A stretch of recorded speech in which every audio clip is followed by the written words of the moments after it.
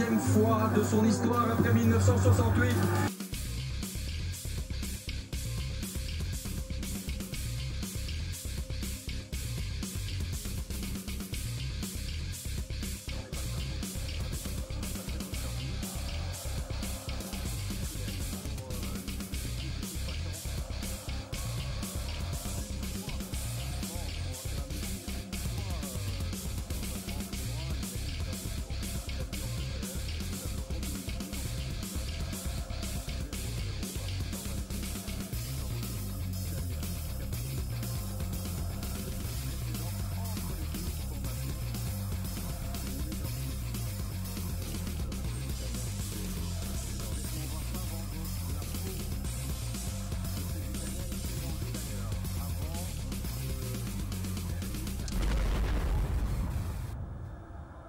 Dernière minute, un euro qui va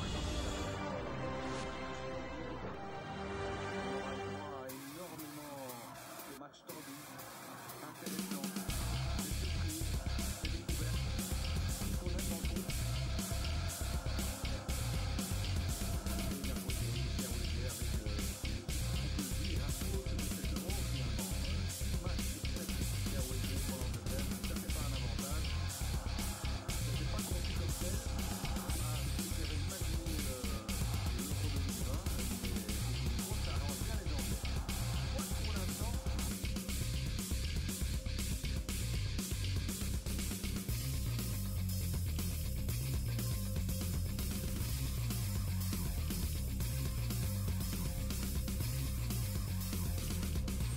A été en grande réussite. Mais c'est bien le titulaire inamovible depuis quelques matchs. 38e sélection pour Pickford.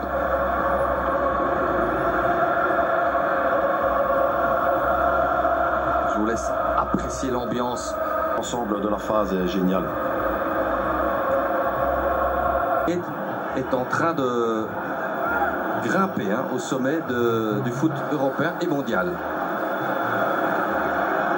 Ça prend. On peut toujours considérer quand c'est fautif, quand l'intensité est là, mais bon, on est en finale de l'Euro, c'est engagé. Magnifique encore le travail là de Rice.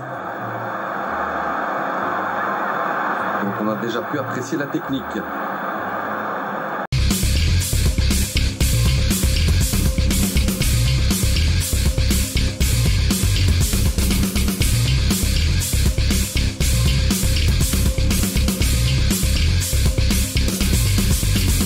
Malade, Geoffrey qui a aujourd'hui 7 ans.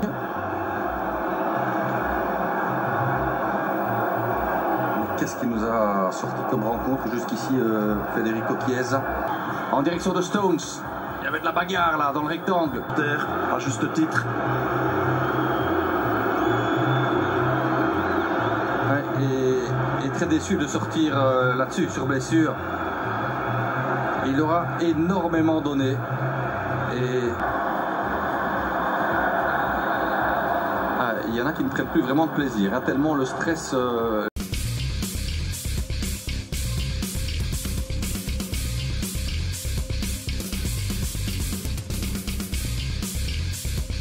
Pickford. Et c'est dedans. Contre-pied parfait. Le capitaine de l'Angleterre face à son destin. Et c'est bien placé. Quasiment petit. Et c'est arrêté par Pickford. C'est arrêté. Wembley tremble. Tremble de bonheur.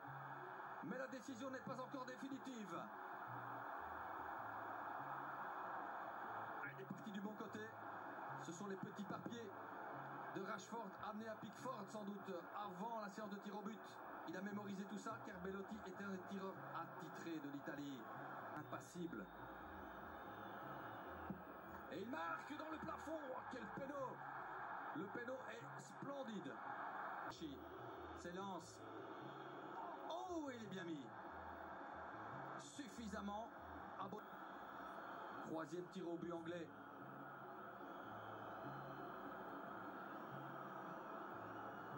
Énorme temps d'attente. Rashford qui se décale, qui s'avance. Et qui frappe sur le point. Déconcentré. L'Italien, il s'avance, c'est plein milieu et c'est dedans. Sancho doit marquer ce but, sans quoi c'est très mal embarqué. Et c'est arrêté par Donnarumma. Pour l'Italie, ça tient à un coup de patte de Jorginho. Pickford, le regard clair, s'avance et c'est arrêté par...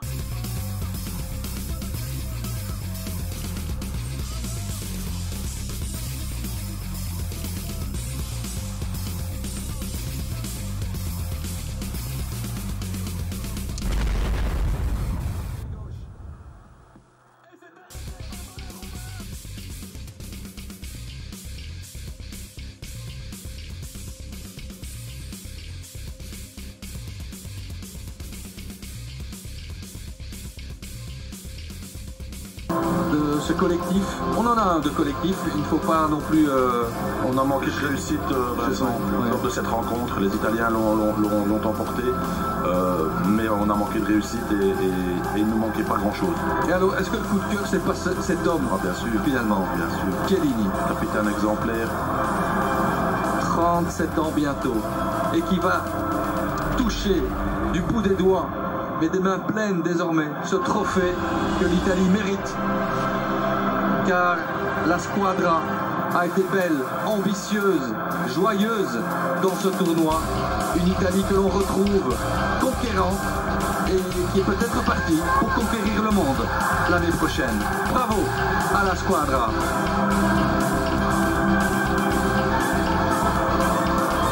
Et à Mancini et à tous ces hommes, à tout son staff dont vous avez parlé, Philippe. Une équipe qui aura bousculé tous les codes. Vous avez un gars comme Viali, il a tout connu pendant sa carrière de joueur. Regardez ici, le collectif qui prime, vainqueur. Franchement, c'est un beau vainqueur. Un beau vainqueur dans une belle finale. Les Italiens étaient en terre hostile ce soir du côté de Wembley. Ils ont fait fi de tout cela. Ils ont gardé leur nerf.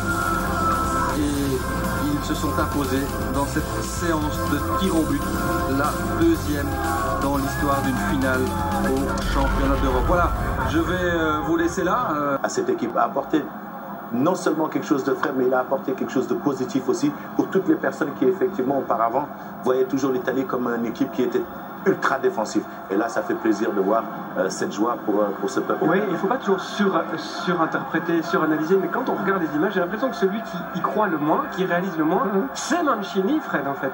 Mais je crois qu'il réalise trop, moi. Et il se dit c'est pas possible, quoi. C'est pas possible, c'est trop beau ce qui m'arrive. Mais non, regardez comme il était ému, regardez ça.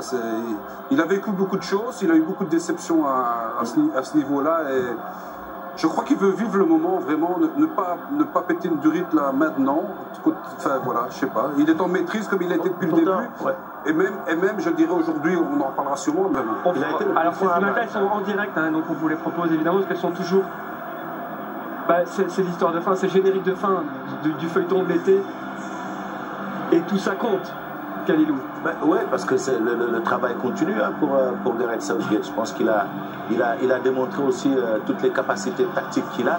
Effectivement, et puis surtout cette équipe d'Angleterre, il va falloir compter sur elle parce que, on l'a dit, les joueurs qui ont raté, ce sont des jeunes. Cette équipe est formée avec énormément de jeunes joueurs.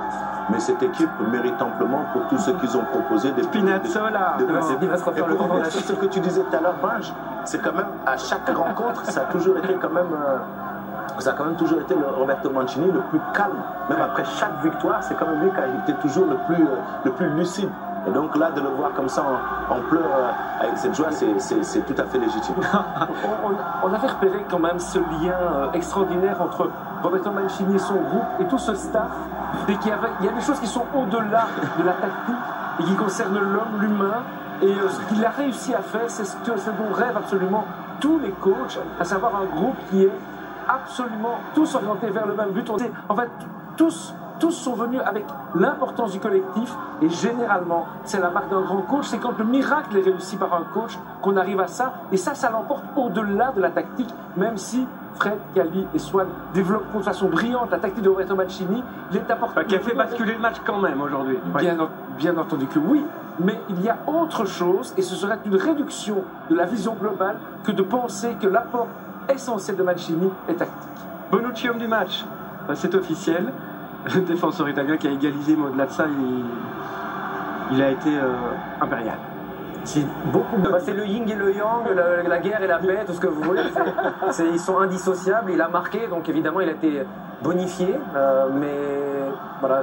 Il y en a qu'un qui a osé tirer un truc. Oui, voilà. C'est ce qui les dissocie, c'est tout. Ouais, ils n'ont pas les mêmes qualités de pied aussi, mais là, donc on prendra quelques minutes pour débriefer les 2-3 choix tactiques. On les débriefera après le trophée, puis on ouvrira la dernière buvette du club de l'Euro. C'est important, c'est capital, il y a tous les classements qui arrivent, mais on montrera aussi que finalement ça tient à quoi un tournoi. L'Italie, tout le monde l'a dit, tout le monde est d'accord autour de cette table, c'est la plus belle équipe qui gagne l'Euro. Malgré ça, elle gagne après prolongation en 8e contre l'Autriche. Elle gagne au tir au but en demi-finale contre l'Espagne. Elle gagne au tir au but en finale contre l'Angleterre. Un tournoi, ça se gagne aussi avec un chouïa, voire parfois. Si jamais elle passe au penalty contre la Suisse, même si c'est pas mérité, qui sait si elle ne va pas au bout. De toute façon, on va écrire l'histoire en fonction des résultats, mais ça, c'est la définition de ce qu'on fait. On notera aussi que l'Italie a battu la Belgique d'un but. Avec un ballon sauvé sur la ligne. Voilà, mais évidemment. C'est ce que j'ai à vous dire. Voilà. Mais évidemment. S'il n'y a pas ce truc-là, la Belgique était peut-être championne. Donnarumma n'a pas d'arrêt à faire en demi-finale et en finale, hein, par exemple. À part les tirs au but, évidemment. Il prend la place qu'il a besoin de prendre dans les buts, finalement, sur ces tirs au but-là. Ouais.